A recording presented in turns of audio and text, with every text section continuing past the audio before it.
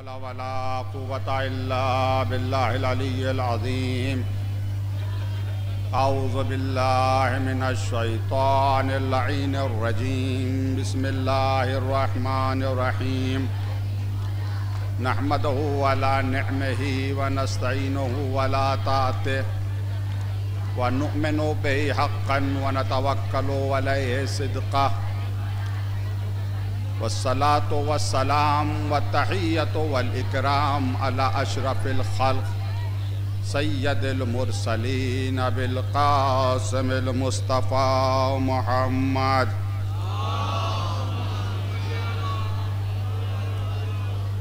وعلى الطيبين الطاهرين ولعنة الله على أعدائهم أجمعين من يومنا هذا إلى قيام يوم الدين وبعد يوم الدين. أما بعد، فقد قال الله تعالى وتبارك في كتابه الحكيم وهو أصدق الصادقين وقوله الحق.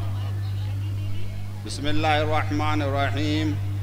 الله نور السماوات والأرض مثل نوره كمشكاة فيها مصباح. المصباح في زجاجة، الزجاجة كأنها كوكب دري يوقد من شجرة مباركة زيتونة لا شرقية ولا غربية يكاد زيتها يضيء ولو لم تمسسه النار. نور على نور يهدي الله لنوره من يشاء ويضرب الله الأمثال للناس والله بكل شيء عليم. صلوات پر محمد وآلہ.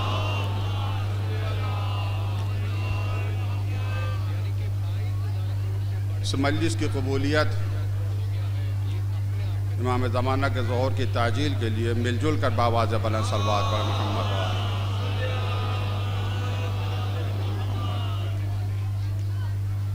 جس مناسبت سے یہ مجلس عزا منعقد ہو رہی ہے اس کا علم آپ حضرات کو ہے. اسی عظیم مناسبت کو مد نظر رکھتے ہوئے اس وقت کی مجلس کا عنوان ہے علی نور خدا ہے. نور اللہ علی ہے. امام علی علیہ السلام بے شک نور خدا ہیں، اس میں ذرہ برابر شک نہیں. ہمارے پاس دلیلیں ہیں، قرآن کی آیتیں ہیں، پیغمبر اسلام کی حدیثیں ہیں. مگر یہ نور کیسا ہے؟ دیکھیے، مولائے کائنات کی شخصیت پر گفتگو کرنا آسان نہیں ہے، بہت ہی سخت ہے، بے انتہا سخت ہے. امام علی نور خدا ہیں. آپ غور کریں میرے عزیزو، یہ نور جو ظاہری نور ہے، جو سورج کا نور ہے، سائنسداں حضرات بتاتے ہیں اس کی رفتار 1 سیکنڈ میں 3 لاکھ کلومیٹر. جو ہماری زمین ہے 1 سیکنڈ سے کم وقت میں نور زمین کے ساتھ چکر لگا سکتا ہے، پورا طواف ہو جائے گا. تو یہ نور جو سورج کا نور ہے، جو مادی نور ہے، جب اس کی رفتار اتنی تیز ہے تو جو نور خدا ہوگا اس کی رفتار کتنی تیز ہوگی؟ تو اگر آپ کے منہ سے یا علی نکلا اور نجف سے فوراً آ گئے تو کسی کو تعجب کرنے کی ضرورت نہیں ہے. تو یہ نور خدا ہمیں دیکھ رہا ہے. یہ حدیثوں میں آیا ہے. جہاں معصومین کا تذکرہ ہوتا ہے، جہاں معصومین کا ذکر ہوتا ہے، جس مجلس میں معصومین پر درود و سلام بھیجا جاتا ہے، سب ان تک پہنچتی ہیں. تو جب ہمیں دیکھ رہے ہیں تو سب سے پہلے ہمارا یہ فرض ہے کہ ہم بہت ہی ادب سے ان کا ذکر سنیں. کہیں ایسا نہ ہو ہماری کسی حرکت سے انہیں تکلیف ہو. میں نے ابھی عرض کیا تھا کہ بہت ہی سخت ہے مولائے کائنات کے سلسلے میں کچھ بولنا. آسان نہیں ہے امام علی کے فضائل کا بیان کرنا. ایک کتاب ہے احقاق الحق، آپ نے نام سنا ہوگا. قاضی نور اللہ شوستری علیہ الرحمہ، آگرے میں آپ کا مزار ہے. آپ نے کتاب لکھی تھی احقاق الحق. اس کے نتیجے میں کیا ہوا آپ کے علم میں ہے. اس کتاب کی شرح کی ہے آیت اللہ العظمی آغا مرشی نجفی نے. انتقال ہو گیا قم کے عالم دین، مرجع تھے اپنے زمانے کے. 33 جلدوں میں، ایقاق الحق 2 جلدوں میں ہے یا بعد میں 4 جلدوں میں چھپ گئی. اس کی جو شرح کی ہے وہ 33 جلدوں میں، اور اس میں مولا کائنات کے بہت فضائل ہیں. اب اس کی یہ حدیث ہے، پیغمبر اسلام حضرت محمد مصطفیٰ صلی اللہ علیہ وسلم آپ فرماتے علی منی وانا من علی، علی مجھ سے ہے اور میں علی سے ہوں. بہت قیمتی جملہ ہے یہ پیغمبر کا. جیسے حسین منی وانا من حسین، حسین مجھ سے ہے میں حسین سے ہوں، ویسے پیغمبر نے فرمایا علی مجھ سے ہے اور میں حسین سے ہوں. مجھے اس جملے کی شرح نہیں کرنا، اس کے بعد والا جو جملہ ہے پیغمبر فرماتے ہیں من قاسہ. میں نے کیا عرض کیا تھا کہ مولا کائنات کے بارے میں بولنا بہت سخت ہے، بولنے والے کو بہت سنبھل کے بولنا چاہیے. پیغمبر نے فرمایا من قاسہ بغیرہ، جس نے علی کا مقایسہ کسی غیر سے کیا، علی کا مقابلہ کسی غیر سے کیا. اب غیر ہی میں ہاں کی ضمیر کدھر جا رہی ہے؟ بعض علماء نے کہا علی کی طرف، بعض نے کہا نبی کی طرف. توجہ چاہ رہا ہوں، یعنی اگر علی کا مقایسہ کسی نے غیر علی سے کیا یا غیر نبی سے کیا، علی کا مقابلہ غیر علی سے نہیں کرو، غیر نبی سے نہیں کرو. اگر کیا من قاسہ بغیرہ علیہ لعنت اللہ، یہ میں نہیں کہہ رہا ہوں، پیغمبر کہہ رہے ہیں کہ علی کا مقایسہ اگر غیر سے کیا تو اس کے اوپر اللہ کی لعنت ہو. اب اس سے بڑھ کر تو کچھ نہیں ہو سکتا. تو اب کیسے فضائل پڑھے جائیں کہ غیر علی سے علی کا مقایسہ نہ ہو پائے؟ اس کا مقصد یہ ہے کہ علی کے فضائل پڑھنے کے لیے علی کا سمجھنا ضروری ہے، نبی کا سمجھنا ضروری ہے. صلوات پر محمد و آل محمد پر. علی نور خدا ہیں، بے شک علی نور خدا ہیں، لیکن دعویٰ بلا دلیل نہیں ہونا چاہیے. مانتے ہیں مولا کائنات کے چاہنے والے امام علی نور خدا ہیں؟ کوئی پوچھے کہ بھائی کیا دلیل ہے آپ کے پاس کہ علی نور خدا ہیں؟ دلیل ہمارے پاس ہے، حدیث سے ہے، قرآن سے ہے.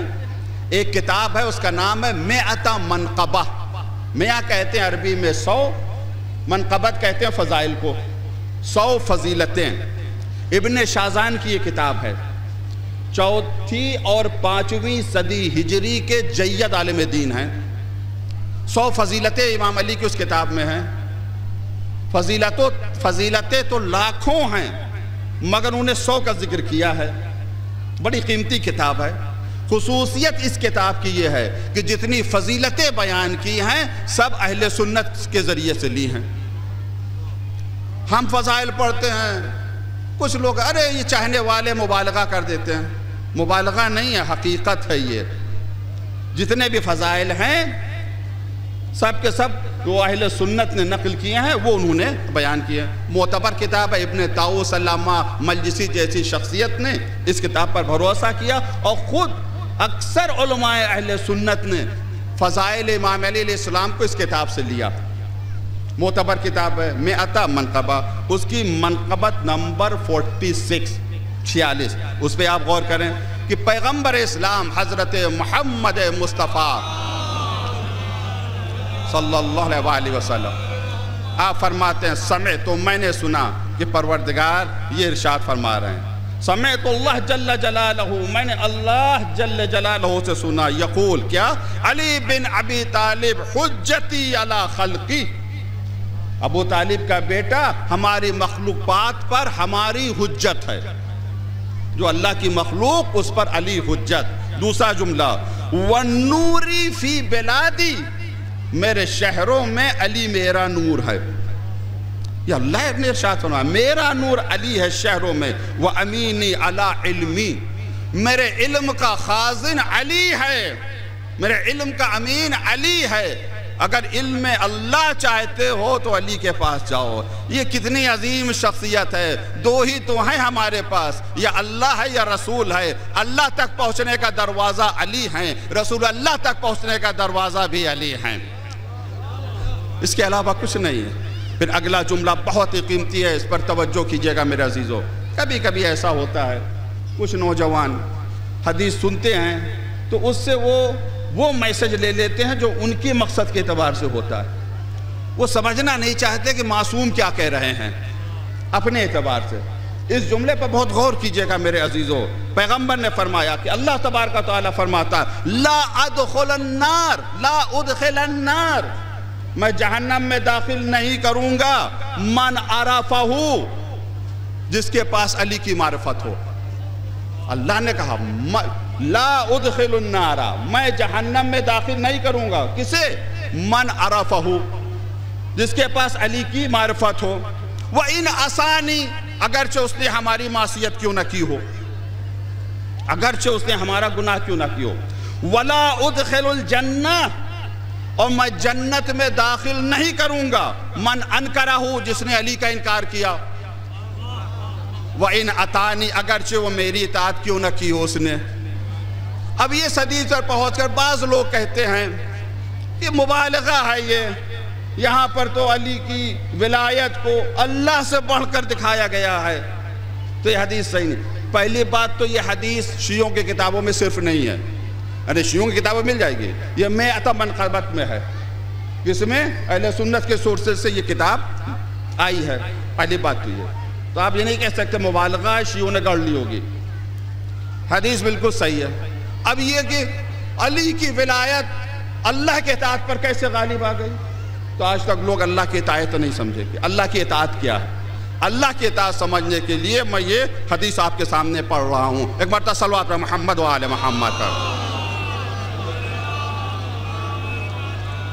علامہ مجلسی نے قرب الاسناد کے حوالے سے جلد نمبر 41 صفحہ نمبر 169 اس میں اس حدیث کو ذکر کیا ہے۔ آپ سنا کرتے ہیں رد الشمس، سورج واپس ہوا تھا، وہ حدیث میں آپ کے سامنے بیان کرنا چاہتا ہوں کہ پیغمبر صلی اللہ علیہ وسلم نے نماز عصر پڑھی، فجاء علی، امام علی آئے، ولم یکن صلاھا، علی نے اس وقت تک نماز عصر نہیں پڑھی تھی۔ فأوحى اللہ، بس وحی کا سلسلہ شروع ہو گیا۔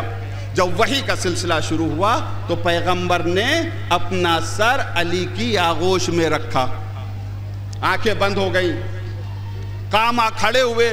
جب کھڑے ہوئے تو روایت کا جملہ ہے کہ سورج ڈوب چکا تھا یا ڈوب رہا تھا۔ علی تم نے نماز پڑھی؟ کہا یا رسول اللہ نماز نہیں پڑھی، یعنی وہ والی نماز اشاروں میں شاید پڑھی ہو، مجھے نہیں پتا، مگر علامہ مجلسی نے بہار میں جو لکھا ہے یہ حدیث امام جعفر صادق علیہ السلام سے ہے۔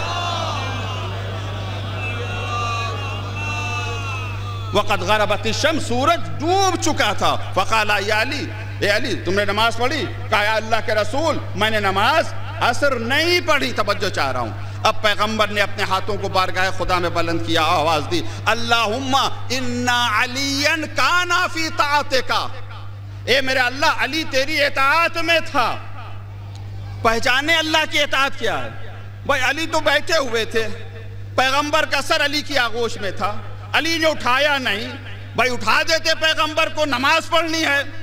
سمجھے اطاعت خدا کیا ہے؟ نماز پڑھنے کا نام اطاعت خدا نہیں ہے۔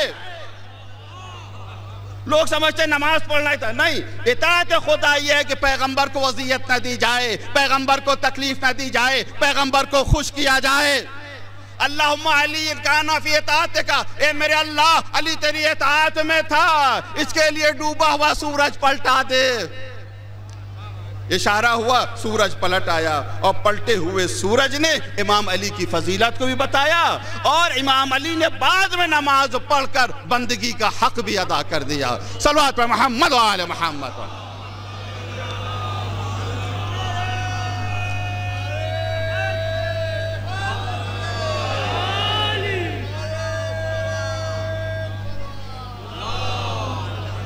بہت توجہ چاروں میرے عزیزوں، اطاعت کیا ہے؟ اللہم، اے میرا اللہ علی تیری اطاعت میں، نماز نہیں پڑھ رہے تھے امام علی، صرف بیٹھے ہوئے تھے، پیغمبر کا سر امام علی کی آغوش، مگر یہ اطاعت تھی پیغمبر کی کہ پیغمبر کو اذیت نہ ہو، تکلیف نہ ہو، سلسلہ وحی جاری اور ساری رہے۔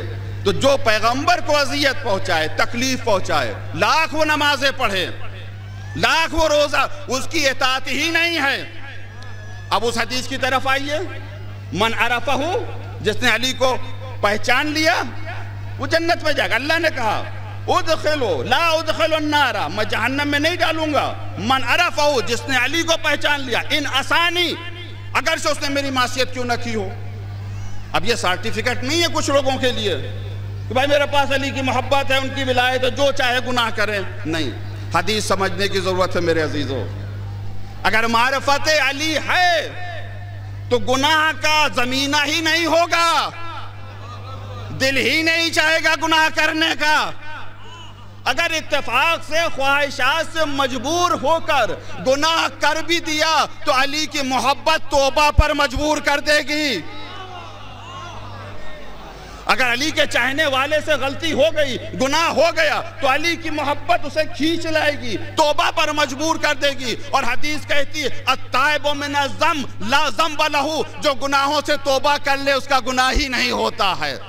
صلوات پر محمد و آل محمد پر۔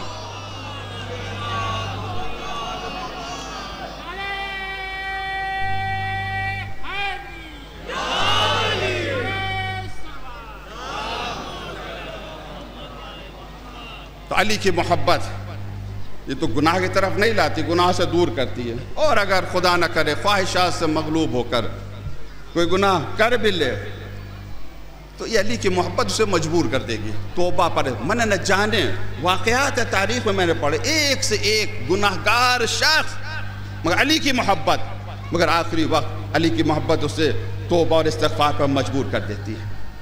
بہرحال پہلے تو دل ہی نہیں چاہے گا، اگر کر لیا گناہ تو اس کا دل شرمندہ ہوگا، نادم ہوگا، پچھتائے گا۔ وہ علی نور خدا ہے، بے شک علی نور خدا۔ یہ تو میں نے چند حدیثیں آپ کے سامنے عرض کی۔ آئیے قرآن میں نے جس آیت کی تلاوت کی، سورہ نور، قرآن بھی نور، سورہ بھی نور، آیت بھی نور، اور جس کا ذکر ہے وہ بھی نور۔ تو اب بھائی تقاضا تو آپ سے یہی ہے، گزارش تو یہی ہے کہ اگر سننا چاہتے تو ایک نورانی صلوات پڑھیے محمد و آل محمد پر۔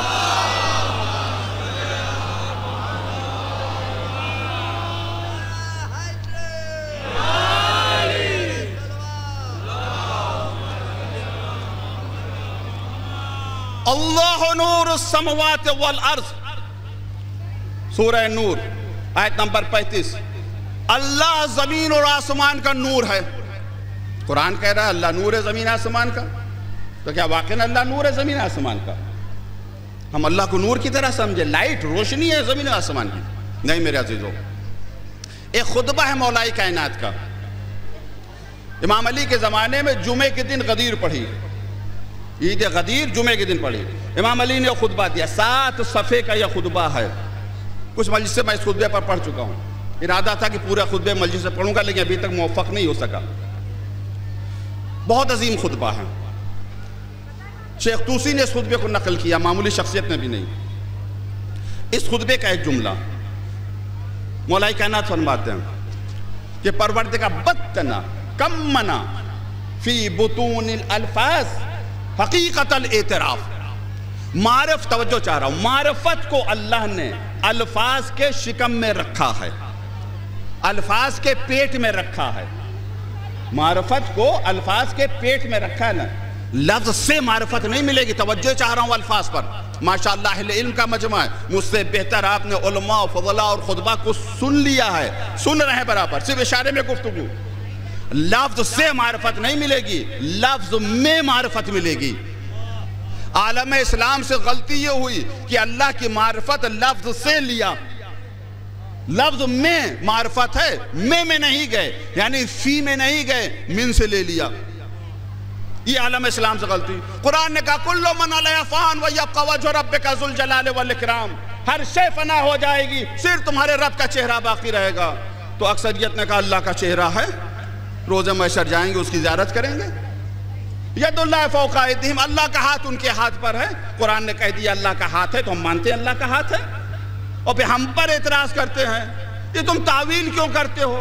بھائی جب قرآن نے کہا اللہ کا ہاتھ ہے تو مان لو اللہ کا ہاتھ ہے، جب قرآن نے کہا اللہ کا چہرہ ہے تو مان لو اللہ کا چہرہ ہے، یہ اپنی طرف سے تم تعویل کیوں کرتے ہو؟ امام علی نے کیا فرمایا کہ معرفت لفظ سے نہیں ملتی ہے، لفظ میں ملتی ہے۔ تم سمجھے ہی نہیں ید اللہ کیا ہے، الفاظ سے اللہ کو پہچانا، وجہ اللہ کیا ہے، اللفظ سے اللہ کو پہچاننے کی کوشش کی۔ تم لفظ سے اللہ کو نہیں پہچان سکتے ہو، لفظ میں جھانک کر دیکھو تب تمہیں معرفت خدا میں لکھ توجہ چاہ رہا ہوں۔ ید یعنی قدرت، ید اللہ یعنی اللہ کی قدرت، وجہ یعنی شناخت کا ذریعہ۔ چہرے پر نقاب پڑ جائے، آج کل چلا نا کورونا کی وجہ سے ماسک لگا لیتے ہیں، ماسک لگا کے سلام کیا، بھائی صاحب کون ادھر نیچے کیجئے ماسک، تبھی تو ہم پہچانیں گے۔ تو چہرے کے اوپر کا نقاب آ جائے تو وہ پہچان نہیں سکتا۔ کیسے پہچانتے ہیں؟ چہرے سے۔ وجہ اللہ جس کے ذریعے اللہ پہچانا جائے، ید اللہ اللہ کی قدرت۔ تم ید میں چلے گئے، دیکھا نہیں ید کے اندر قدرت ہے، وجہ میں چلے گئے، وجہ کے اندر ایک اور چہرہ ہے جس سے اللہ پہچانا چاہتا ہے۔ چھٹے امام فرماتے ہیں نحن وجہ اللہ، اللہ کے چہرے ہم ہیں، ہمارے ذریعے اللہ کی پہچان۔ تو عالم اسلام سے یہ غلطی ہوئی کہ وہ لفظ سے اللہ کی نہیں، لفظ میں جھانک کر دیکھو۔ میں مثال دے دوں، بچے بھی ماشاءاللہ سے موجود ہیں، جوان بھی نوجوان بھی، بزرگ تو مجھ سے بہتر علماء کو سن چکے بچوں کے لیے۔ عالم اسلام یہی تو کہتا ہے نا ہمیں، ارے یہ رافضی ہیں، یہ شیعہ ہیں، یہ قرآن میں تعویل کے قائل ہیں۔ سیدھی سادھی بات ہے، قرآن نے کہا اللہ کا ہاتھ ہے، مانو اللہ کا ہاتھ ہے۔ قرآن نے کہا پیر ہے تو پیر بھی مان لو، یہ پیر جہنم میں پہنچ جائے گا وغیرہ وغیرہ، یہ صاحب سنا کرتے ہیں۔ توجہ چاہو، مولا کیا فرماتا، کم منع فی بطون الفاظ حقیقت الاعتراف، حقیقت اعتراف، حقیقت معرفت الفاظ کے شکم میں۔ مثال میں دوں، ماشاءاللہ سے ہر جگہ ہندوستان میں ناریل ملتا ہے۔ ناریل کئی طرح کا ہوتا ہے، بڑا ناریل، اس کا اوپر کا چھلکا اور ہوتا ہے، اندر کا اصل مال کچھ اور ہوتا ہے۔ یہ کھانے والا اوپر کا چھلکا ہوتا ہے یا اندر کا ہوتا ہے؟ جو اصل ناریل ہے، کھانے والا اصل مال ہوتا ہے ناریل کا۔ اب اگر کوئی چھلکا ہی کھا رہا ہے، دانت ٹوٹے جا رہے ہیں، جبڑا ہلا جا رہا ہے، تو کہ کیا کرے بھائی؟ بھیا یہ چھلکا ناریل کی حفاظت کے لیے ہے، کھانے کے لیے نہیں ہے۔ کھانے کے لیے اصل ہے مگر نہیں، چھلکا ہی کھایا جا رہا ہے۔ تو میں عالم اسلام سے یہی گزارش کروں گا، جب تمہیں چھلکا کھانے میں اتنا مزہ آ رہا ہے جو کھانے کے لیے نہیں ہے، تو اصل کھاؤ گے تو کتنا مزہ آئے گا؟ ذرا جھانک کر تو دیکھو، اصل کھاؤ تو کتنا مزہ آئے گا، مگر کیسے یہ مزہ ملے؟ ارے بغض علی کی جو سزا مل رہی ہے۔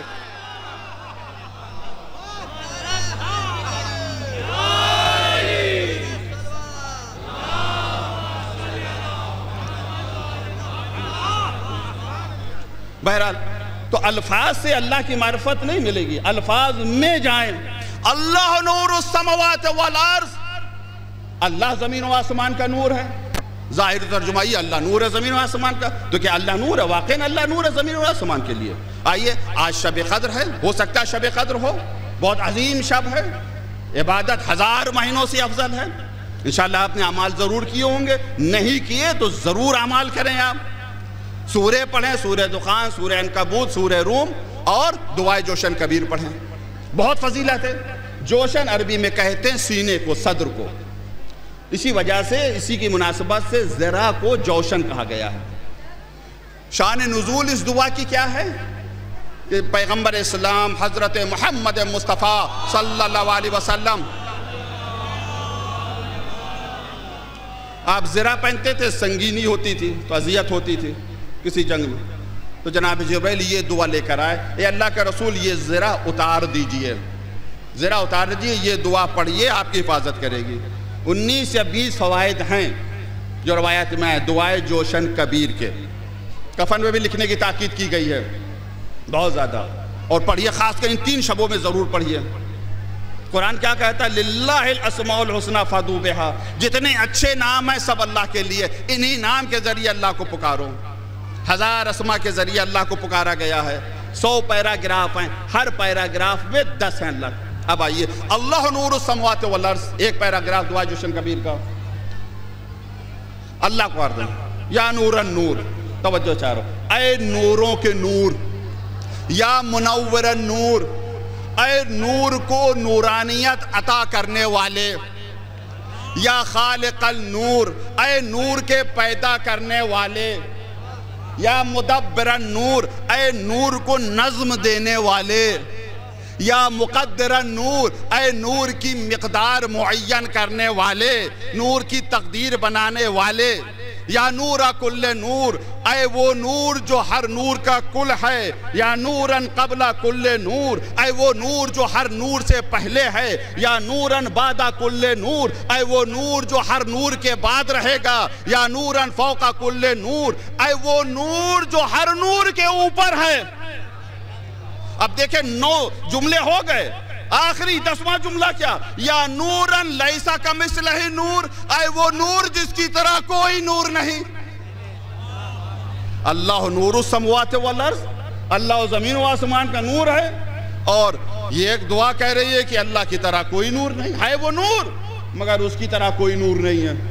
تو جو نور ہماری سمجھ میں آئے، توجہ چاہ رہا ہوں میرے عزیزو، اہل علم کا مجمع ہے، جو نور ہماری سمجھ میں آئے، ہمارے تصور میں آئے، وہ مخلوق کا نور ہوگا، خالق کا نور نہیں ہوگا۔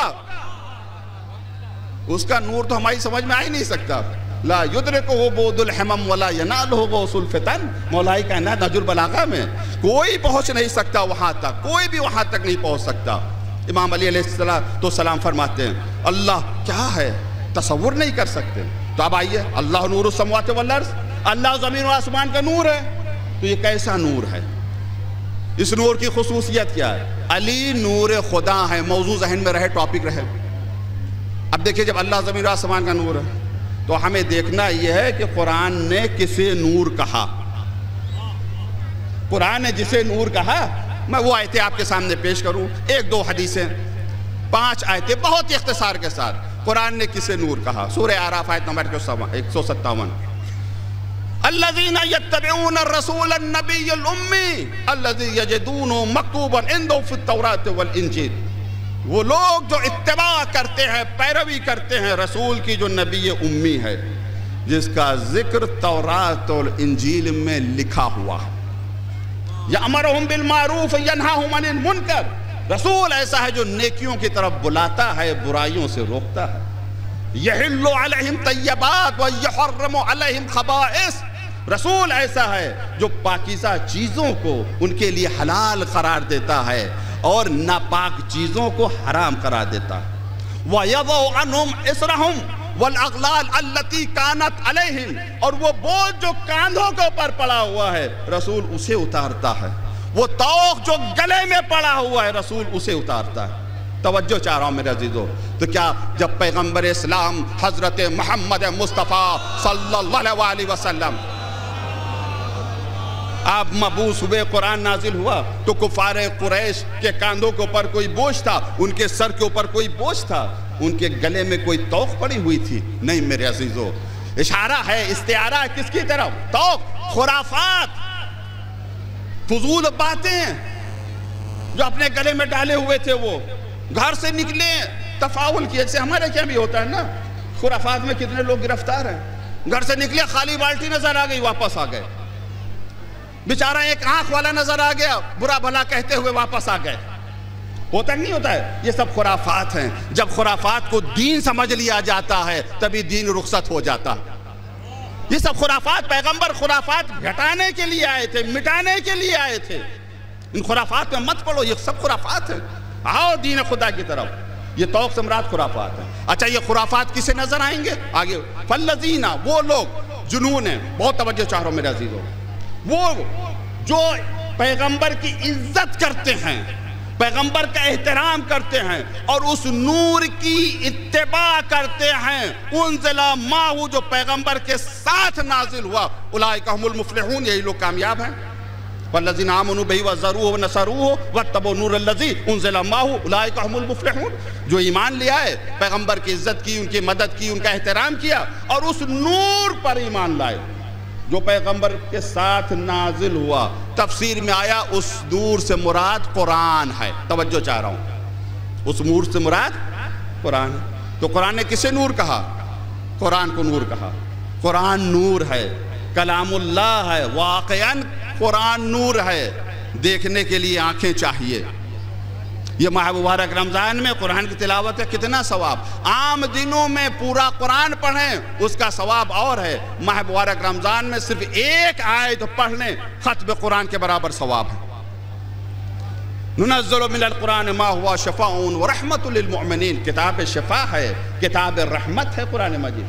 قرآن نور ہے، اور کسے نور کہا ہے؟ جلدی جلدی آیت الکرسی آپ پڑھتے ہیں، اللہ ولی الذین آمنوا یخرجہم من الظلمات الی النور۔ اللہ سرپرست ہے، اللہ ولی ہے صاحبان ایمان کا، اندھیروں سے نکالتا ہے نور کی طرف، اندھیروں سے نکالتا ہے نور کی طرف۔ یہاں کسے نور کہا گیا؟ یہاں ایمان کو نور کہا گیا۔ تو قرآن نور، ایمان نور۔ تیسری آیت، اومن کان میتن فاحییناہ وجعلنا لہ نورا یمشی بہ فی الناس، یہ جو مردہ تھا ہم نے اسے زندہ کیا، اس کے لیے ایک نور بنایا جس کی مدد سے یہ لوگوں کے درمیان چلتا ہے۔ مفسرین نے کہا یہاں پر نور سے مراد ہدایت ہے۔ تو قرآن نور، ایمان نور، ہدایت نور۔ سورہ صف کی 8ویں آیت، اس میں کسے نور کہا گیا؟ یریدون لیطفئوا نور اللہ بافواہہم واللہ متم نورہ ولو کرہ الکافرون۔ یہ اللہ کے نور کو اپنے منہ سے پھونک سے بجھا دینا چاہتے ہیں، اللہ اپنے نور کو پورا کر کے رہے گا، چاہے کافروں کو کتنا برا کیوں نہ لگے۔ یہاں نور سے مراد پوری شریعت ہے، پورا اسلام ہے، پورا دین ہے۔ کفار چاہتے ہیں کہ اپنے پھونک سے اس شریعت کے نور کو خاموش کر دیں، قدرت نے کہا ہم اس نور کو پورا کر کے رہیں گے، تم پھونکتے پھونکتے مر جاؤ گے، نور خدا بڑھتا ہی چلا جائے گا۔ آج بھی کوشش ہو رہی ہے، آج بھی کوشش ہو رہی ہے، کرتے رہو کوشش۔ تو یہاں شریعت کو نور کہا گیا، اور کسے نور کہا گیا؟ خود ہمارے پیغمبر حضرت محمد مصطفیٰ صلی اللہ علیہ وسلم، آپ کو نور کہا گیا، سراجم منیرہ کہا گیا۔ یا ایھا النبی انا ارسلناک شاہدا ومبشرا ونذیرا وداعیا الی اللہ باذنہ وسراجم منیرا۔ پیغمبر بھی نور ہیں، اور کسے نور کہا گیا؟ انبیاء بھی نور ہیں، فرشتے بھی نور ہیں۔ علم کو نور کہا گیا، العلم نور، علم نور ہے، یقذف اللہ فی قلب من یشاء، اللہ جس کے دل میں چاہتا ہے اس نور کو ڈال دیتا ہے۔ تو کتاب پڑھنے سے علم نہیں آتا ہے، کتاب پڑھنے سے نہیں آتا ہے، علم نور ہے، اللہ جس کے قلب میں چاہے ڈال دے۔ توجہ چاہ رہا ہوں، گفتگو کو سمیٹ رہا ہوں۔ اللہ نور السماوات والارض، اللہ زمین و آسمان کا نور ہے۔ نور کیا ہے؟ قرآن نور ہے، ایمان نور ہے، ہدایت نور ہے، شریعت نور ہے، مصطفیٰ نور ہیں، انبیاء نور ہیں، علم نور ہے، یہی تو سب نور ہیں۔ یہ نور ہے کیا؟ اب اگلا جملہ سنیں آیت کا، اللہ نور السماوات والارض مثل نورہ کمشکات۔ اللہ اپنے نور کی مثل بیان کر رہا ہے، مثل نہیں، مثل بیان کر رہا ہے۔ کمشکات ایک طاق کی طرح ہے، فیہا مصباح، اس میں ایک مصباح ہے یعنی چراغ ہے۔ طاق پہلے زمانے میں ہوتے تھے، بزرگ لوگوں نے دیکھا ہوا گھروں میں، اس میں چراغ رکھا جاتا تھا۔ فیہا مصباح والمصباح فی زجاجہ، اور وہ چراغ فانوس میں ہے، قندیل میں ہے۔ وزجاجۃ کانہا کوکب دری، اور یہ فانوس ہے، یہ زجاجہ ہے، ایسے چمک رہا ہے جیسے کہ ستارے چمکتے ہیں۔ توجہ چاہ رہا ہوں۔ تو اللہ نے کہا کہ وہ زمین و آسمان کا نور ہے، سمجھانے کے لیے اس نے کہا میرا نور ایسا ہے کہ جیسے ایک طاق میں ایک چراغ رکھا ہے۔ توجہ چاہ رہا ہوں۔ تو جو مصباح ہے یہ حقیقت میں نور خدا ہے، اس کے کئی نام ہیں، اسے قرآن بھی کہتے ہیں، ایمان بھی کہتے ہیں، ہدایت بھی کہتے ہیں، شریعت بھی کہتے ہیں، مصطفیٰ بھی کہتے ہیں، مرتضیٰ بھی کہتے ہیں، آدم بھی کہتے ہیں، ابراہیم بھی کہتے ہیں، اسماعیل بھی کہتے ہیں، موسیٰ بھی کہتے ہیں، عیسیٰ بھی کہتے ہیں۔ یہ سب مصباح کے نام، کئی نام ہیں مصباح کے۔ اچھا، اس میں ایک زجاجہ، ایک فانوس ہے۔ اچھا، ہر چراغ میں روغن ہوتا ہے، فیول ہوتا ہے جس سے روشن ہوتا ہے۔ یوقد من شجرۃ مبارکۃ زیتونہ، اس کا جو روغن ہے وہ زیتون کے مبارک درخت کا ہے۔ لا شرقیہ ولا غربیہ، نہ ایسٹ میں ہے، نہ ویسٹ میں ہے، نہ شرق میں ہے، نہ غرب میں. یعنی یہ ایسا نور خدا ہے، ٹاپک ذہن میں رہے، علی نور خدا. یہ ایسا نور خدا ہے کہ جسے جغرافیائی حدود میں قید نہیں کیا جا سکتا. علی سب کا ہے، بلند ہے جغرافیے سے. اچھا، یکاد زیتھا یضیء ولو لم تمسسہ نار، اس کا تیل اتنا صاف اور شفاف ہے کہ آگ اس سے مس بھی نہیں ہوتی، ٹچ بھی نہیں ہوتی، پھر بھی روشن ہو جاتا ہے. یعنی ایسا نور خدا ہے جہاں نار کا کوئی تصور ہی نہیں. یہ ایسا نور خدا ہے جہاں نار کا کوئی تصور نہیں، آگ کا کوئی تصور نہیں. توجہ چاہ رہا ہوں. اللہ نور السماوات والارض، اللہ زمین و آسمان کا نور ہے. نور کی مثل کیا دی؟ ایک مشکات جس میں چراغ ہے، مصباح ہے. میں نے عرض کیا یہ سب مصباح، اس کے کئی نام، قرآن، ہدایت. یہ مصباح کہاں ہے؟ یہ طاق کہاں ہے؟ قرآن نے ایڈریس بتایا. فوراً اس کے بعد والی آیت فی بیوت، گھروں میں ہے. اذن اللہ ان ترفع، اللہ نے اجازت دی کہ ان گھروں کو بلند کیا جائے. وَيُذْكَرَ فِيهَا اسْمُهُ يُسَبِّحُ لَهُ فِيهَا بِالْغُدُوِّ وَالْآصَالِ، اللہ نے اجازت دی کہ ان گھروں کو بلند کیا جائے، ان کی تعظیم کی جائے، اس کا ذکر کیا جائے، اس کے نام کا ذکر کیا جائے، صبح اور شام اس کی تسبیح کی جائے. فی بیوتن، گھروں میں ہے. توجہ چاہ رہا ہوں، علی نور خدا فی بیوتن، گھروں میں. تو یہ مشکات علماء کرام تشریف فرمائے گرامر کے اعتبار سے. فی جار ہے، بیوتن مجرور ہے، اور جار مجرور کے لیے متعلق ہوتا ہے. آیت کے کسی حصے سے بھی اس کا تعلق آپ ایجاد کر دیں، امام علی کی فضیلت ہر حال میں ثابت ہے. فی بیوتن، یعنی یہ مصباح، یہ مشکات، یہ زجاجہ گھروں میں ہے. فی بیوتن، ایسے گھروں میں کہ اللہ نے اجازت دی ہے کہ ان گھروں کی تعظیم کی جائے، اس کا نام لیا جائے، صبح شام اس کی تسبیح کی جائے. ایسے گھروں میں ہے. اب میں ایک حدیث آپ کے سامنے پڑھوں، اور یہ حدیث کوئی شیعہ کتابوں میں نہیں ہے، صرف بہت مشہور و معروف عالم دین گزرے ہیں جنہیں امام مفسر کہا جاتا ہے، امام المفسرین کہا جاتا ہے. سیوطی بہت مشہور عالم دین، ان کی کتاب ہے تفسیر کی الدر المنثور. یہ تفسیر کی کتاب ہے، جلد نمبر 5 صفحہ نمبر 50. پوری ذمہ داری کے ساتھ عرض کر رہا ہوں، حوالہ بالکل پوری ذمہ داری کے ساتھ. اچھا دیکھیے، ہم لوگوں کی یہ ذمہ داری ہے میرے عزیزو کہ علمی خیانت نہ کریں، ذرہ برابر علمی خیانت نہ کریں. جیسے حدیث آئی ہے ویسے نقل کر دیں، اپنی طرف سے اضافہ نہ کریں، نہ کچھ کمی کریں.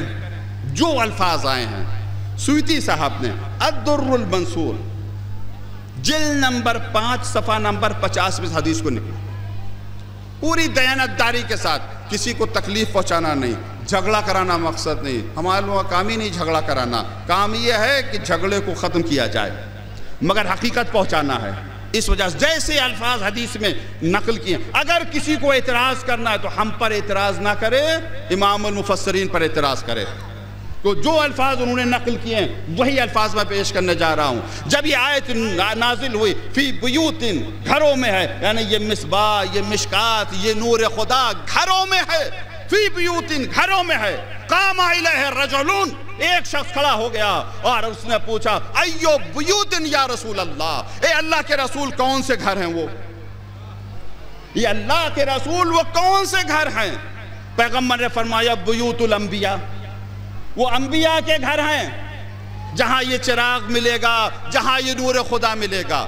حدیث ختم نہیں ہوئی، حدیث فقامہ، پس کھڑے ہوئے. کون کھڑا ہوا میں بھی نام لوں گا جیسا کہ روایت میں آیا. فقامہ کھڑا ہوا ہے. بہت توجہ چاہ رہا ہوں میرے عزیزو، مگر اس سے پہلے میں ایک چھوٹا سا مقدمہ آپ کے سامنے عرض کرتا ہوں. علماء کرام تشریف فرما مجھ سے بہتر جانتے ہیں. میں اپنے بچوں کے لیے، اپنے جوانوں کے لیے عرض کر رہا ہوں یہ بات تاکہ سمجھیں علی نور خدا ہے تو یہ نور کیسا ہے. ایک تبادر لفظ ہوتا ہے، یہ علامت حقیقت سمجھا جاتا ہے. کیا مقصد؟ آپ لفظ سنتے ہیں، ورڈ سنتے ہیں، کسی بھی زبان میں سنیں، جیسے ہی آپ لفظ سنیں گے آپ کا ذہن معنی کی طرف منتقل ہو جائے گا، پہنچ جائے گا. ہم الفاظ بول رہے ہیں، کٹا کھٹا آپ کے ذہن میں اس کے معنی آ رہے ہیں. ایسا ہے کہ نہیں؟ اچھا، ایک مرتبہ ایسا ہوتا ہے، ہر لغت میں، ہر زبان میں ایسا ہے کہ لفظ ایک ہوتا ہے. کبھی اس کے حقیقی معنی مراد ہوتے ہیں، کبھی مجازی معنی مراد ہوتے ہیں. مطلب لفظ شیر ہے، حقیقی معنی اس کے کیا؟ شیر یعنی جنگل کا راجہ ہے، وہ حیوان مفترس، اسے شیر کہتے ہیں۔ لیکن کیا بہادر شخص کو شیر نہیں کہتے ہیں؟ اسے بھی شیر کہتے ہیں۔ میرا شیر آ گیا، اس کا مطلب تھوڑی جنگل کا شیر آ گیا، یعنی شجاع اور بہادر آ گیا۔ تو لفظ شیر ایک ہے، حقیقی معنی کچھ اور ہے، مجازی معنی کچھ اور ہے۔ کبھی کبھی ایسا ہوتا ہے، ایک لفظ ایسا ہوتا ہے کہ طے نہیں ہو پاتا کہ اس کے حقیقی معنی کیا ہے، مجازی معنی کیا ہے، نہیں طے ہو پاتا ہے کہ حقیقی معنی کیا ہے اور مجازی معنی کیا ہے، نہیں طے ہو پاتا۔ تو علماء نے راستے بیان کیے ہیں حقیقی معنی سمجھنے کے لیے، بہت توجہ چاہ رہا ہوں میرے عزیزوں، راستے بیان کیے ہیں حقیقی معنی سمجھنے کے لیے۔ ان میں سے ایک راستہ تبادر ہے۔ تبادر سے مراد جیسے ہی آپ لفظ سنیں، سب سے پہلے جس معنی کی طرف ذہن پہنچ جائے وہ حقیقی معنی ہے، بغیر قرینے کے۔ بہت توجہ چاہ رہا ہوں، بغیر قرینے کے سب سے پہلے جس معنی کی طرف ذہن پہنچ جائے وہ حقیقی معنی ہے، بعد میں قرینے کے ساتھ جو معنی آئے وہ مجازی ہے۔ کسی نے شیر کہا، فوراً آپ کے ذہن میں جنگل کا شیر آ گیا۔ رجل شجاع کب آئے گا؟ جب کہے گا میں نے شیر اپنے گھر میں دیکھا، تو گھر کا قرینہ بتا رہا ہے کہ جنگل کا شیر نہیں ہو سکتا، ورنہ گھر والے باہر ہوتے۔ یہ کوئی بہادر انسان ہے۔ توجہ چاہ رہا ہوں میرے عزیزو۔ تو اگر کبھی یہ شک ہو کہ اس لفظ کے حقیقی معنی کیا ہے، مجازی معنی کیا ہے، تو دیکھو ذہن کس کی طرف جا رہا ہے۔ سب سے پہلے جدھر ذہن جائے وہ حقیقت ہے۔ توجہ چاہ رہا ہوں، جدھر ذہن جائے وہ حقیقت ہے۔ اب دیکھیے ایک شخص کھڑا ہوا، ایو بیوتن یا رسول اللہ، اے اللہ کے رسول وہ کون سے گھر میں ہیں جس میں یہ نور خدا ملے گا؟ پیغمبر نے کہا بیوت الانبیاء، وہ انبیاء کے گھر ہیں، جیسا حدیث میں آیا ویسا نقل کر رہا ہوں۔ فقام ابو بکر، یہ کھڑے ہوئے اور کھڑے ہونے کے بعد کہا احاذ البیت منہا، کیا یہ گھر بھی انہی گھروں میں سے ہے؟ توجہ چاہ رہا ہوں، کھڑے ہونے کے بعد کہا کیا یہ گھر بھی انہی گھروں میں سے ہے؟ اشارہ کیا، کس کی طرف اشارہ کیا؟ بھائی بہت سے گھر ہیں، اپنوں کے بھی ہیں، لخت جگر کا بھی گھر ہے، آنکھوں کی ٹھنڈک کا بھی گھر ہے۔ اشارہ کیا کس کی طرف؟ لبیت علی و فاطمہ۔ آپ نے اشارہ کیا کس کی طرف؟ لبیت علی و فاطمہ، علی کے گھر کی طرف، فاطمہ کے گھر کی طرف۔ تبادر، جب اس شخص نے پوچھا کون سے گھر ہیں، پیغمبر نے کہا بیوت انبیاء۔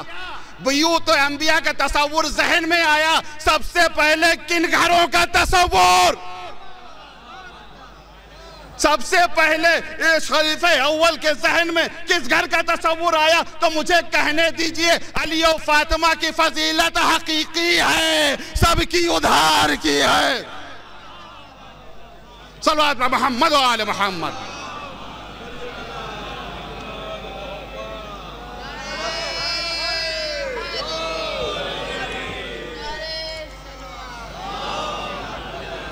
بس عزیزان محترم، میں گفتگو کو سمیٹ رہا ہوں۔ علی نور خدا ہیں، علی نور خدا ہیں، مصباح ہیں۔ یہ مصباح کہاں ہے؟ علی و فاطمہ کے گھر میں۔ اس کا مقصد علی کیا ہیں؟ قرآن نے کسے نور کہا؟ قرآن نے قرآن کو نور کہا۔ گفتگو کو سمیٹ رہا ہوں، قرآن نے قرآن کو نور کہا، قرآن نے ایمان کو نور کہا، قرآن نے ہدایت کو نور کہا، قرآن نے شریعت کو نور کہا، قرآن نے مصطفیٰ کو نور کہا، قرآن نے فرشتوں کو نور کہا، قرآن نے انبیاء کو نور کہا، قرآن نے علم کو نور کہا۔ یہ سب کے سب بیت علی میں ہیں۔ تو مجھے کہنے دیجئے علی کا ایک نام قرآن ہے، علی کا ایک نام ایمان ہے، علی کا ایک نام ہدایت ہے، علی کا ایک نام شریعت ہے، علی کا ایک نام مصطفیٰ ہے، ایک آدم ہے، ایک ابراہیم۔ یہ ہے نور خدا۔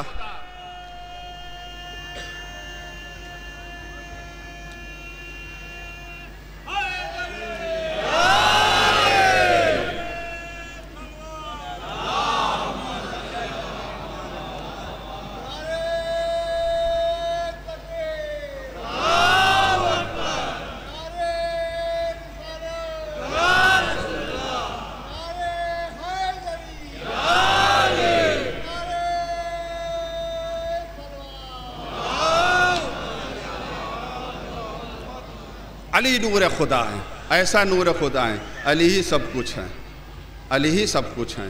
علی قرآن ہے، علی ایمان ہے، علی ہدایت ہے۔ جسے علی مل گیا اسے قرآن مل گیا، جسے علی مل گیا اسے ایمان، ہدایت، شریعت، مصطفیٰ، پورا دین مل گیا۔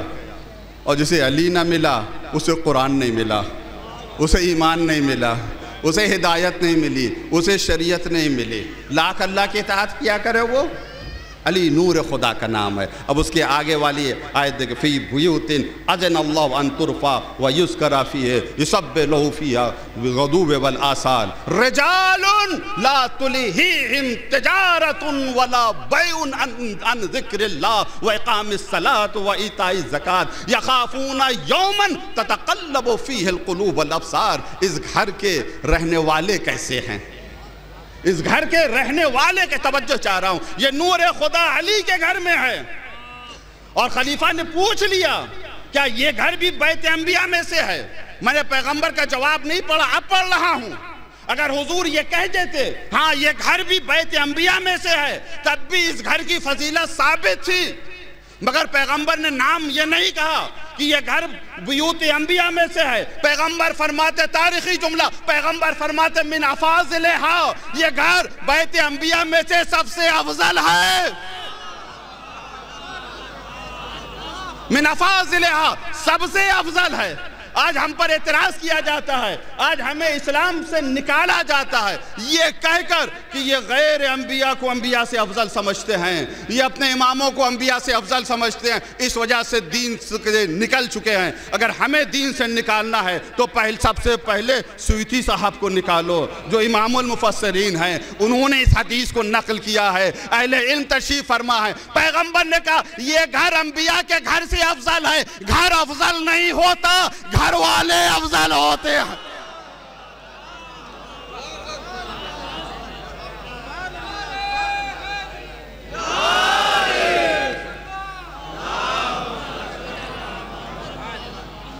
گھر افضل نہیں ہوتا، گھر والے افضل ہوتے ہیں۔ جب یہ کہہ دیا کہ ہاں افضل ہیں تو اس کا مقصد اس گھر میں جو ہے وہ آدم سے بھی افضل ہے، وہ ابراہیم سے بھی افضل ہے، وہ اسماعیل سے بھی افضل ہے۔ اب ہم پر نہ الزام لگاؤ کہ یہ مبالغہ کرتے، ہم حقیقت پر مبالغہ وہ کرے جس کے فضائل ادھار ہوں، مجاز ہوں۔ صلوات پر محمد و آل محمد۔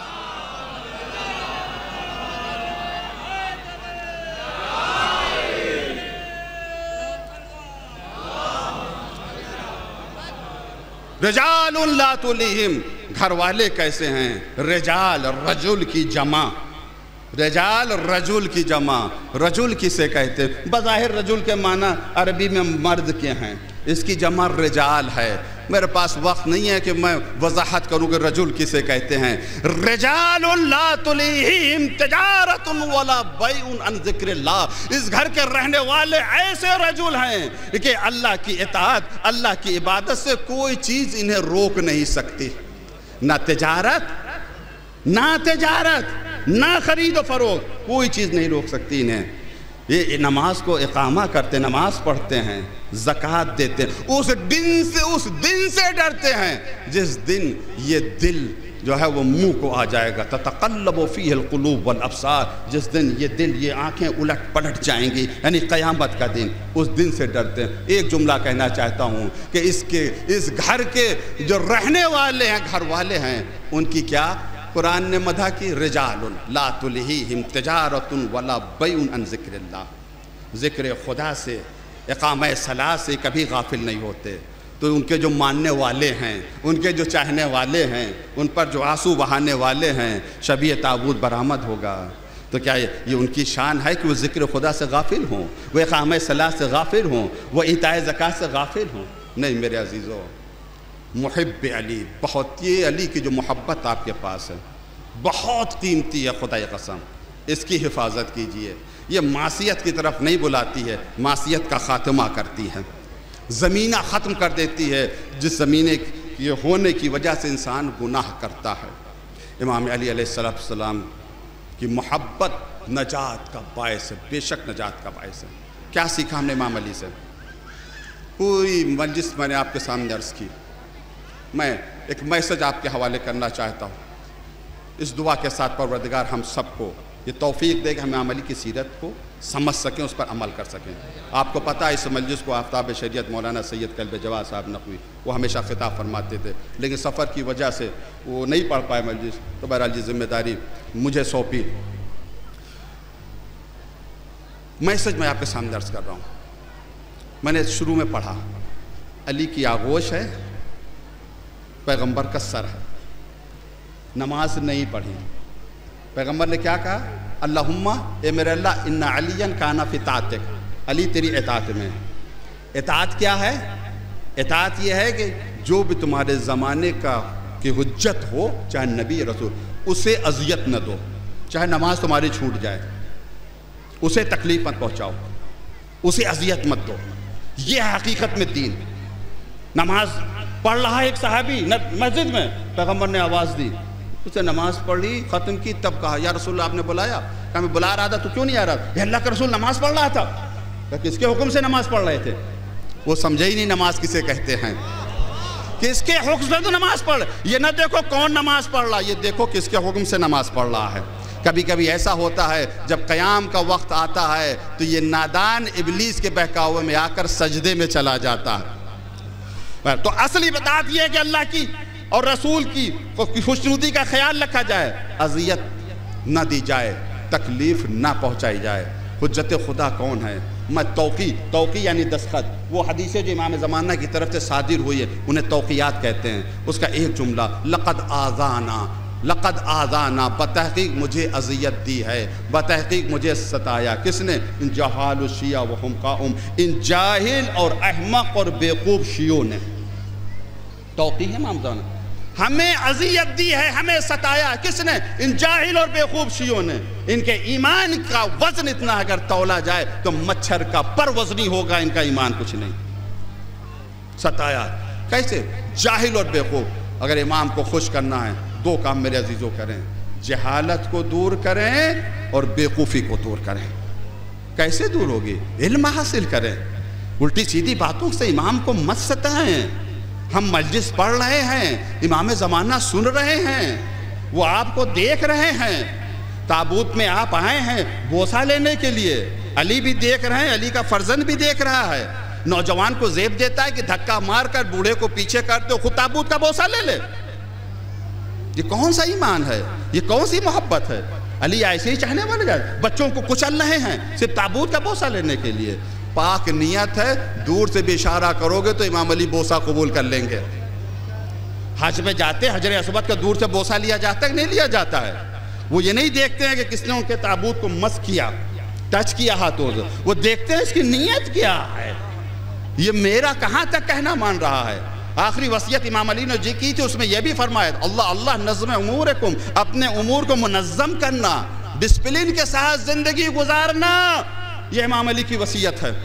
ڈسپلن کے ساتھ اپنی زندگی گزارنا امام علی نے۔ تو نظم تو ہونا چاہیے۔ ہم مجلس میں آئیں نظم کے ساتھ آئیں، ہم نماز میں آئیں نظم کے ساتھ آئیں، تابوت اٹھائیں نظم کے ساتھ آئیں کہ امام علی ہمیں دیکھ رہے تو خوش ہو جائے۔ ایسا نہیں ہے کہ اتنی بھیڑ بھاڑ اور اس طریقے سے۔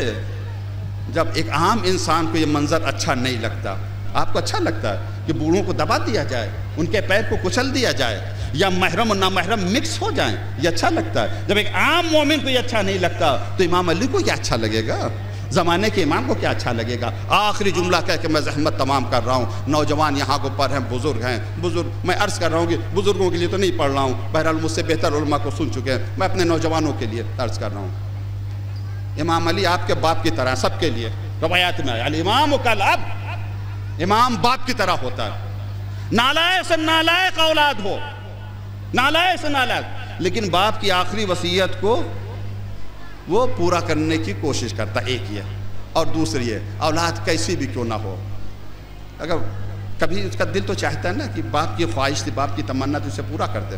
ایک خواہش، ایک تمنا، ایک آرزو امام علی کی، آپ اسے پورا کر دی، خدا توفیق دے گا ہم اس تمنا کو پورا کر سکے۔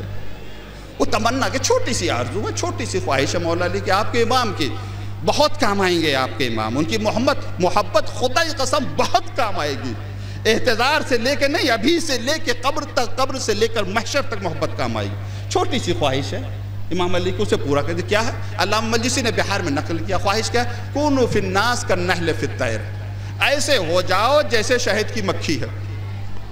یہ خواہش ہے، یہ آرزو ہے اپنے چاہنے والوں سے، ایسے ہو جاؤ جیسے شہد کی مکھی ہے۔ کیا مقصد؟ شہد کی مکھی آپ دیکھیں گھور کے اوپر اگر پھول کھلا ہو تو پھول پر بیٹھتی ہے، یعنی گندگی کے ماحول میں بھی وہ پاکیزگی کو تلاش کرتی ہے۔ کبھی گندگی کے اوپر نہیں بیٹھتی ہے. ایسے ہو جاؤ جیسے شہد کی مکھی, یعنی برے سے برے انسان سے ملو مگر تم دیکھو اس کے اندر کیا اچھائی پائی جا رہی ہے. اس اچھائی کو گندگیاں مت تلاش کرو, نیکیاں تلاش کرو. گندگیوں کے پیچھے نہ جاؤ, نیکیوں کے پیچھے جاؤ. شہد کی مکھی نہ جانے کیا کیا کھاتی ہے, کس طرح کا پھل کھاتی ہے, کس پھول کے اوپر بیٹھتی ہے, لیکن جب شہد دیتی ہے تو قرآن کہتا ہے یخرج من بطونها شراب مختلف الوان فیہ شفاء للناس. اس کے شکم سے بہنے والا شربت نکلتا ہے جس میں لوگوں کے لیے شفا ہے. کونوا فی الناس کالنحل فی الطیر, ایسے ہو جاؤ جیسے شہد کی مکھی ہے. شہد کی مکھی کے شکم سے شہد نکلتا ہے جس میں انسانوں کے لیے شفا. مولا پیغام دینا چاہ رہے ہیں, میرے بندے ہو, میرے چاہنے والے ہو, میرے غلام ہو تو انسانوں کے لیے اپنے آپ کو وقف کر دو. تم دو انسانوں کو جو شہد ہے فائدہ پہنچاتا ہے. اور یاد رکھو برائیوں کے پیچھے نہ جاؤ, نیکیوں کے پیچھے جاؤ اور اپنے مولا کی اطاعت کرو. اور شہد کی مکھی کے لیے وقت ختم ہو گیا میرے عزیزو. شہد کی مکھی کہیں بھی چلی جائے, کتنی دور بھی چلی جائے, لیکن واپس اپنے چھتے میں آتی ہے. واپسی کا راستہ نہیں بھولتا. کہیں بھی چلے جاؤ واپسی کا راستہ نہ بھولنا. اس خواہش کو پر آپ بہت غور کیجئے گا. کونوا فی الناس کالنحل فی الطیر. علماء نے پوری کتابیں شہد کی مکھی پر لکھی ہیں, 5 سے زیادہ اس کی خصوصیاتیں بیان کی ہیں. اس پر میں کہیں خمسہ بھی پڑھ چکا ہوں. کالنحل فی الطیر, شہد کی مکھی کی طرح بن جاؤ. یعنی تمہارا جب منہ کھلے, آخری جملہ تمہارا جب فضائل کے حوالے سے تمہارا جب منہ کھلے, شہد کی مکھی سے کے شکم سے کیا چیز نکلتا ہے؟ 2 چیزیں نکلتی ہیں, یا شہد فیہ شفاء للناس, یا موم. 2 چیز تو نکلتی, شہد یا موم. شہد اس میں شفا ہے لوگوں کے لیے, موم سے موم بتی جس سے اجالا ہوتا ہے, جس سے روشنی ہوتی ہے. علی کے چاہنے والوں, جب تمہارا منہ کھلے بس 2 طرح کا کلام نکلنا چاہیے, یا تو گمراہ پھٹکی ہوئی بیمار انسانیت کو شفا مل جائے, یا ایسا کلام ہو کہ جہالت کا اندھیرا دور ہو جائے, علم کی شمع جل جائے. یہ خواہش ہے, یہ تمنا ہے مولا کی, اسے ضرور قبول کریں. آج 20 رمضان ہے, کیا مصیبت کا دن ہے, کیا مصیبت کی رات ہے. ہم اور آپ بڑے سکون, بڑے اطمینان سے بیٹھے ہوئے مجلس پڑھ رہے ہیں. اللہ اللہ. امام علی جب ابن ملجم کی ضربت آپ کے سر مبارک پر پڑی, ضربت جب سر مبارک کے اوپر پڑی ہے ابن ملجم نے, تو سب سے پہلے جو مرثیہ پڑھا, کس نے سب سے پہلے مرثیہ پڑھا؟ سب سے پہلا مرثیہ پڑھنے والے جناب جبرائیل ہیں. سب سے پہلے نوحہ پڑھنے والے جناب جبرائیل ہیں. واللہ تحدمت ارکان الہدا, خدائی قسم ارکان ہدایت گر گئے, ارکان ہدایت گر گئے. انتمست واللہ نجوم السماء وعلام التقا, خدائی قسم آسمان کے ستارے اور ہدایت کے پرچم غائب ہو گئے. اللہ کی رضی ٹوٹ گئی. اس کے بعد جناب جبریل کہتے ہیں قتل ابن عم المصطفیٰ, رسول اللہ کا بھائی قتل ہو گیا. قتل وصی المجتبیٰ, مجتبیٰ کا وصی قتل ہو گیا. قتل علی مرتضیٰ, علی مرتضیٰ قتل ہو گئے. جبرائیل کی آواز ہر گھر تک پہنچی, ام کلثوم کے کانوں تک پہنچی. واہ ابتا واہ محمدا, اجکم اللہ. خدا آپ کو کسی غم میں نہ رلائے. بڑی مصیبت کی تاریخ ہے. سب آئے, امام حسن آئے, اصحاب آ گئے. امام حسن نے امام علی کا سر اپنے آغوش میں رکھا. علامہ جس نے بہار میں لکھا, امام حسن نے امام علی کا سر اپنے آغوش میں رکھا. جملہ ہے فجعل یقبلو, بوسہ لے رہے ہیں, کبھی چہرے کا بوسہ لے رہے ہیں, کبھی پیشانی کا بوسہ لے رہے ہیں, کبھی زخمی سر کا بوسہ لے رہے ہیں اور رو رہے ہیں. روئے تو امام حسن کے آنسو امام علی کے چہرے پر پڑے. میں مقتل پڑھ رہا ہوں میرے عزیزو, بہار سے پڑھ رہا ہوں. امام حسن کے آنسو امام علی کے چہرے کے اوپر پڑے. جیسے ہی آنسو پڑے امام علی نے آنکھیں کھولی, راہ باکین, حسن کو روتا ہوا دیکھا. میرے فرزند مت رو, یہ آخری مصیبت ہے جو تیرے بابا پر آئی ہے. اجکم اللہ, اجکم اللہ. بس عزیزو ایک پیغام میں دے رہا ہوں, حدیث میں آیا ہے, امام حسین کے لیے ملتا ہے لیکن میرے خیال سے بقیہ ائمہ کے لیے بھی ہے. انہو یرا الی من یبکی, جو بھی حسین پر روتا ہے امام حسین دیکھتے ہیں. کہیں بھی رو رہا ہے، حسین بھی رو رہے دیکھ رہے ہیں، علی بھی دیکھ رہے ہیں، اور زمانے کا امام بھی دیکھ رہا ہے۔ اسی وجہ سے علماء کہتے ہیں، عرفا کہتے ہیں، جب مصائب سنو تو مصائب کا ایک ادب ہے، طریقہ ہے، وہ کیا؟ مصائب کا طریقہ یہ ہے، رو۔ اگر نہیں رو سکتے ہو تو رونے والوں کی طرح شکل بناؤ، اگر یہ بھی نہیں کر سکتے ہو تو مصائب کے احترام میں اپنی آنکھوں کو جھکا لو، اپنے سر کو جھکا لو۔ آپ رو رہے ہیں، کوئی نجف سے بھی دیکھ رہا ہے، کوئی کربلا سے بھی دیکھ رہا ہے، زمانے کا امام بھی دیکھ رہا ہے۔ اجگم اللہ، ہاں امام حسن کی آغوش میں امام علی کا سر ہے، روئے، آنسو امام علی کے چہرے پر آئے، میرے لال یہ آخری مصیبت ہے، اب اس کے بعد تیرے بابا کے لیے کوئی مصیبت ہے میرے لال۔ ھذا جدک المصطفیٰ خدیجۃ الکبریٰ امک فاطمہ۔ بھائی بیٹا حسن تمہارے نانا آئے ہوئے ہیں، تمہاری ماں فاطمہ مجھے لینے کے لیے آئی ہے۔ اجرکم اللہ، خدا ان آوازوں پر رحمت نازل کر۔ بیٹا حسن تمہارے نانا آئے ہیں، تمہاری ماں آئی ہیں۔ زخمی علی کو گلیم میں رکھا گیا، مسجد سے لے کر گھر آئے، تابوت اٹھائیے گا تو یہ منظر ذہن میں ضرور لائیے گا کہ علی، زخمی علی مسجد سے گھر میں آ رہے ہیں، گھر بھرا ہے، 30 سے زیادہ علی کی بیٹے اور بیٹیاں ہیں، 30 سے زیادہ بیٹی اور بیٹے۔ کیا منظر رہا ہوگا مجھے نہیں پتا، ایک کوہرام مچا، 20ویں رمضان ہے، علی کے گھر میں ایک کوہرام مچا ہوا ہے۔ علی کی بڑی بیٹی جناب زینب اپنے بابا کے پاس آئیں، کیا عظمت ہے اس خاندان کی، کیا شجاعت ہے اس خاندان کی۔ جناب زینب امام علی کے پاس آتی ہیں، آنے کے بعد بیٹھ جاتی ہیں۔ بابا ابن قولوی نے کامل الزیارہ میں اس روایت کو نقل کیا ہے، معتبر ترین کتاب ہماری ہے۔ بابا سے کہتی ہیں، جس کا بابا زخمی ہو، جس کے سر کے اوپر ضربت لگی ہو، زہر نے اثر کر دیا ہو، لیکن زینب اپنے بابا کی عظمت سے واقف ہے، اپنے مقام سے واقف ہے۔ بابا، ایک حدیث میں نے ام ایمن سے سنی ہے، میں چاہتی ہوں کہ وہ حدیث میں آپ کے منہ سے سنوں۔ اللہ اکبر، یہ وہ حدیث ہے جسے 11 محرم کو جناب زینب نے سید سجاد کو بتایا تھا۔ جب سید سجاد کربلا سے گزر رہے تھے تو جناب زینب نے دیکھا چہرے کا رنگ بدل رہا ہے۔ میرے لال چہرے کا رنگ کیوں بدل رہا ہے؟ وہ بھی اماں میں دیکھ رہا ہوں ظالم اپنے لاشائے نجس دفن کرے، ہائے میرا بابا۔ وہ بھی اماں جس کا جوان بیٹا زندہ ہو، اس وقت سید سجاد کو جناب زینب نے سمجھایا۔ یہی حدیث ام ایمن بتائی، یہی حدیث ام ایمن بتائی۔ بابا میں نے ام ایمن سے حدیث کو سنا، احباب تو میں چاہتی ہوں کہ آپ کی زبان مقدس سے اس حدیث کو سنوں۔ یہ حدیث کیا ہے؟ یہ حدیث پیغمبر جناب سیدہ کے گھر میں آتے ہیں، حریرہ کھاتے، خوش ہوتے، سجدے میں جاتے، جناب جبرائیل آتے ہیں، پیغمبر بہت خوش ہو، اے اللہ کے رسول بہت خوش ہو، جس علی کو دیکھ کر تم خوش ہو اس علی کے سر پر ضربت لگائی جائے گی۔ وَهَذَا حسین، یہ تمہارا حسین جس سے تم بہت محبت کرتے ہو، اسے 3 دن کا بھوکا پیاسا کربلا میں ذبح کیا جائے گا۔ پورا کربلا آپ تصور کریں، عزادارو یہاں شاہ نجف میں، لکھنؤ میں مجلس پڑھ رہا ہوں، ذاکر میں ہوں، سامعین آپ ہیں، میری بہنیں بھی سن رہی ہیں، آپ بھی مصائب سن رہے ہیں، لیکن یہ وہ مصائب ہیں کہ ذاکر علی ہیں، سن زینب رہی ہے۔ کربلا کے مصائب جناب زینب سن رہی ہے۔ اے علی ایک ایک مصیبت بیان کر رہے ہیں، وقت نہیں ہے کہ میں پوری روایت کو عرض کروں۔ بھی کہنے لگے بیٹی، کچھ لوگ تمہارے بیٹی، مولا کائنات رسول کی حدیث سنا رہے، بیٹی میرے رسول نے کہا کچھ لوگ آئیں گے حسین کو دفن کریں گے۔ شاید شہادت کی خبر سن کر زینب کا دل بیٹھ گیا ہو۔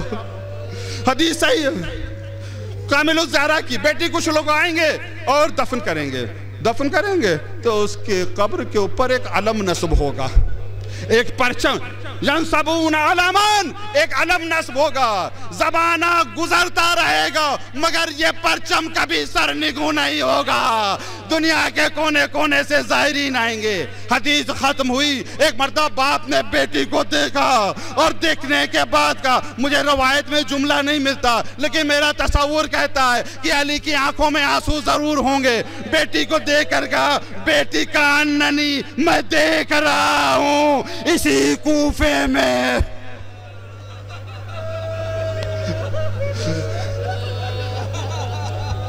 بیٹی میں دیکھ رہا ہوں اسی شہر میں تم قیدی بنا کر لائی گئی، بیٹی تم تنہا نہیں ہوگی، تمہارے ساتھ بچے بھی ہوں گے، تمہارے گھر پھر باپ بیٹی سے مخاطب ہو کر کیا کہتا ہے؟ فَصَبْرًا صَبْرًا، زینب کوفے آنا، تو بیٹی صبر کرنا، تمہارے علاوہ، تمہارے چاہنے والوں کے علاوہ اس سرزمین پر کوئی ولی خدا دوسرا نہیں ہوگا۔ اجرکم اللہ، لیجئے حدیث جناب زینب نے سن لی۔ اس کے بعد طبیب آتا ہے اور معائنہ کرتا ہے، معائنہ کیا، امام حسن سے کہا، علامہ مجلسی نے بہار میں نقل کیا، مجھے نہیں پتا آئندہ رمضان ہماری زندگی میں آئے یا نہ آئے، شاید آخری مجلس ہو، بس عزیزو پرسا دیجئے۔ ہر مجلس میں تو آپ حسین کی دکھیاری ماں کو پرسا دیتے ہیں، اس میں حسین کو پرسا دیا، حسین کے بابا کو، زمانے کے امام کو پرسا دیجئے۔ ہاں اس حکیم طبیب نے کہا ایک گوسفند آئیے، گوسفند آیا گیا، ذبح کیا، اس کے جگر سے ایک ریشہ نکالا، رگ نکالی، امام علی کے سر کے اوپر رکھا، زخمی سر پر رکھا، کہا کچھ دیر کے بعد میں بتاؤں گا امیر المومنین بچیں گے یا نہیں بچیں گے۔ اب اتنی دیر گھر والوں کا کیا عالم رہا ہوگا کہ دیکھیں طبیب کیا خبر سناتا ہے۔ کچھ دیر کے بعد اس نے رگ کو دیکھا، امیر المومنین سے کہا مولا جو وصیتیں کرنا ہو کر لیجئے، آپ پاس وقت بہت کم ہے۔ زہر نے اپنا اثر کر لیا۔ بعض علماء نے لکھا زہر اتنا شدید تھا کہ اگر پورے کوفے کی آبادی میں تقسیم کر دیا جاتا تو سب مر سکتے تھے۔ زہر نے اپنا اثر پورا کر لیا۔ امام حسن کی طرف مخاطب ہوا، فرزند زہرا، زہر نے بڑا شدید اثر کیا ہے، جگر میں حرارت ہے، میری تجویز یہ ہے امیر المومنین اگر پانی مانگے تو انہیں دودھ دیا جائے، کھانا مانگے تو انہیں دودھ دیا جائے، دودھ پئیں گے تو سکون ملے گا۔ بس عزادارو پورے کوفے میں یہ بات مشہور ہو گئی کہ طبیب نے علی کے لیے دودھ تجویز کیا، ہر شخص دودھ کا کٹورا لیے چلا رہا ہے، میرے مولا کو دودھ کی ضرورت، میرے مولا کو دودھ کی ضرورت، میرا دل چاہتا ہے عرض کروں اے علی یہ کوفہ ہے کربلا نہیں۔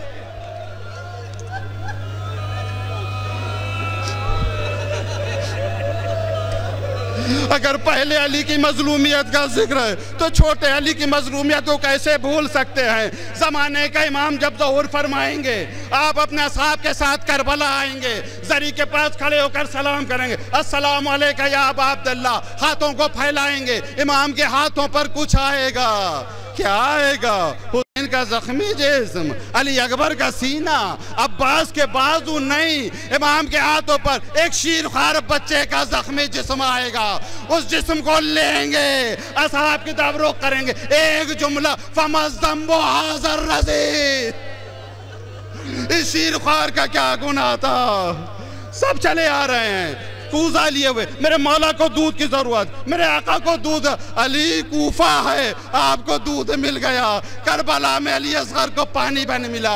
امام حسن گھر کے باہر آ کر کھڑے ہو گئے، منع کر رہے ہیں۔ آپ نے کیا دیکھا؟ ایک عورت آ رہی ہے، 4 بچے اس کے ساتھ ہیں اور کٹورا لیے ہوئے ہیں، اس میں دودھ ہے۔ امام حسن نے کہا بی بی تمہارا شکریہ، اب دودھ کی ضرورت نہیں ہے، بہت دودھ آ گیا۔ تو اس عورت نے کہا فرزند رسول میری بات سن لیجئے، میں بیوہ ہوں، یہ 4 یتیم بچے ہیں، میں خود نہیں آئی ہوں، ایک جانور میرے پاس، اسی کا دودھ بیچ کر میں روٹی خریدتی ہوں، وہی روٹی میرے بچے کھاتے ہیں۔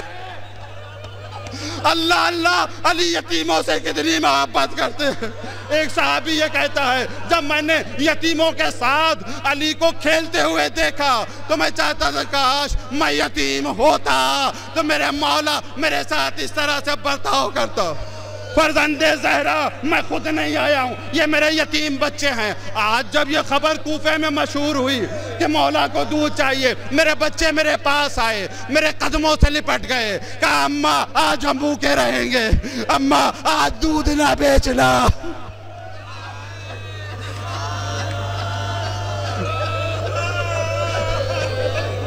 پروردگار ان آوازوں پر عربی رحمت نازل کر۔ مجھے نہیں پتا زمانے کا عوام کا، اے وارث کعبہ، اے وارث مولود کعبہ، ہم گناہگاروں کا پرسہ قبول کرے۔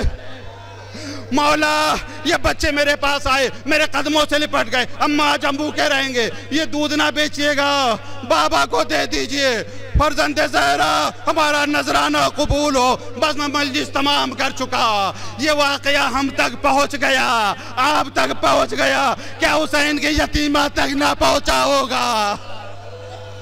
علی تو یتیموں سے بہت محبت کرتے ہیں۔ سکینہ نے یہی داستان سنی تھی، توقع یہی تھی جب کوئی یتیم ہوتا ہے تو اس کے ساتھ محبت سے پیش آتا ہے۔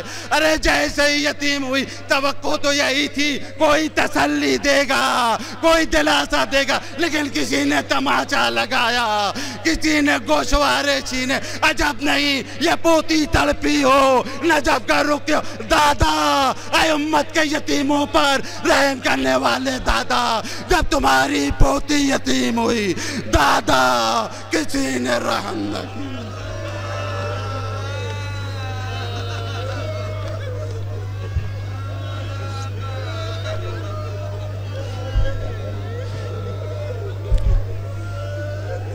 سَيَعْلَمُ الَّذِينَ ظَلَمُوا أَيَّ مُنقَلِبٍ يَنقَلِبُونَ إِنَّا لِلَّهِ وَإِنَّا إِلَيْهِ راجعون۔